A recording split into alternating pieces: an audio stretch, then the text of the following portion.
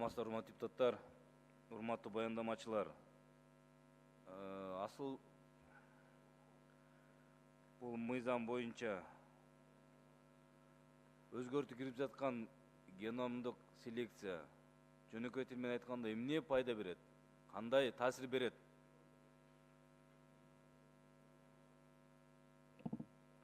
Бирлан Сапбекович, бул геномдук селекция негизгиси келечекте генетикалык потенциал жана ДНК, РНК боюнча изучение кылып, ошо геномдук селекция, ошол генетикалык изучение да. Мыйзам кабыл алганына 92-жылы бир мыйзам кабыл алынган экен, кийин 2009-жылы дагы мыйзам кабыл алынып туруп, болгону 12 стадиядан турган.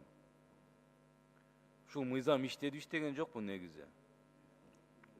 Бирлан Сапбекович, мыйзамдар иштеген жок. Буга чейин токтом кабыл алынган. 812 токтом негизинде 11 декабрда 2017 жылы.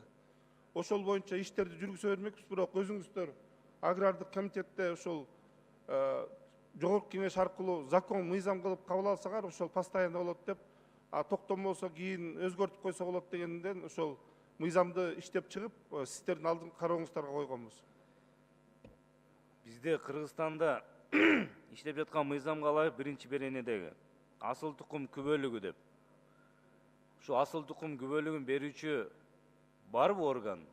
Эмне, ким берет муну өзү?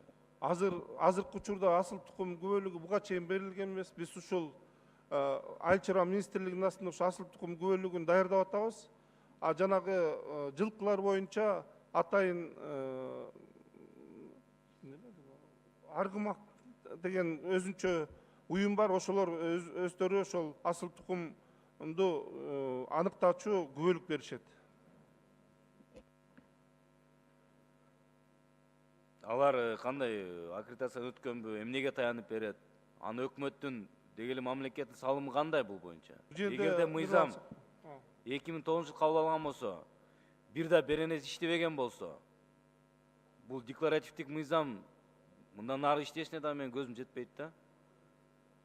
Бирлан Сапбекович, бул мыйзам иштеп кетет го деп ойлойм. Эмне себептен дегенде, ал учурда өкмөт тарабынан финансирование болбой калган. Азыркы учурда өзүңүздөр колдоп берген айыл чарба өсүмдүктөрүнүн камсыздандыруу тиги дотациясы боюнча мыйзам кабыл алгансыңар, ошол боюнча акча бөлүндү. Эми бул асылдандырууга дагы мамлекет акча бөлүп бере алат. Ошондуктан мен ойлойм бул мыйзам иштейт деп. Субсидия бөлөт деп негиздемеде жүрөт. Канча пландап жатасыздар бир жылгачы мисалы? 178 чарба бар деп атасыңар. Алар качан акыркы жолу теги өткөн, перерегистрация дейбизби, аккредитация дейбизби? Качан өткөн, анын сапатын ким текшерген? Бирлан Сапбекович, биздин астыбызда департамент бар. Ошо департаменттин биздин борбордук аппараттын адистери менен чогуу аттестация өткөзүшөт. Жанагы 4 жылда бирден аттестацияны, 3 жылда бирден аттестацияны жүргүзүп турат. Ошондо азыр убагы келген, жакын арада биз ошол толук бардык чарбалардын бардыгын, ГПЗ заводдордун, фермалардын бардыгын бир сыйра карап чыктык. Аттестацияны өткөзүп, переаттестация деп коебуз. Ошонун негизинде азыр токтомду даярдап атабыз дагы. Өкмөт тарабынан токтом чыгат. Ошонун негизинде биз ошол прем чарбалардын кайсы статуста турганын бере алабыз. Эми аман эле болбоду. Качан сурасаң эле мына даярдап атабыз, өткөрүп атабыз, келип калды, бүтүп атабыз деген.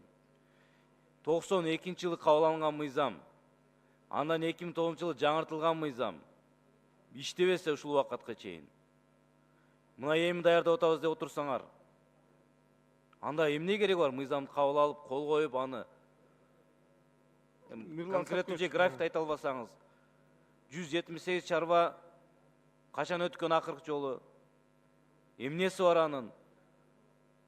Кайсыл конкреттүү мындай көзгө басар асыл тукум чарба барбы бизде? 5-10 атап бериңиз, жок дегенде. Биздин азыркы учурда асыл тукум чарбалар бар. Көзгө басар чарбаларды дагы айтса болот. Бул жанагы азыр эле көтөрүлгөн меринос чарба, меринос кою боюнча Таласта Лучихина деген чарбабыз бар. Мурда бул элге билим берүү министрлигинин астында болчу, жакын биздин астыбызга өттү. Бу жакта 6000 баш кою бар. Түштүктө катта талдык деген көзгө басар чарбабыз бар. Ал дагы 3000ден ашык Рахмат. мериносу бар. Көзгө басар чарбаларды көбөйтүңүз анда. Рахмат.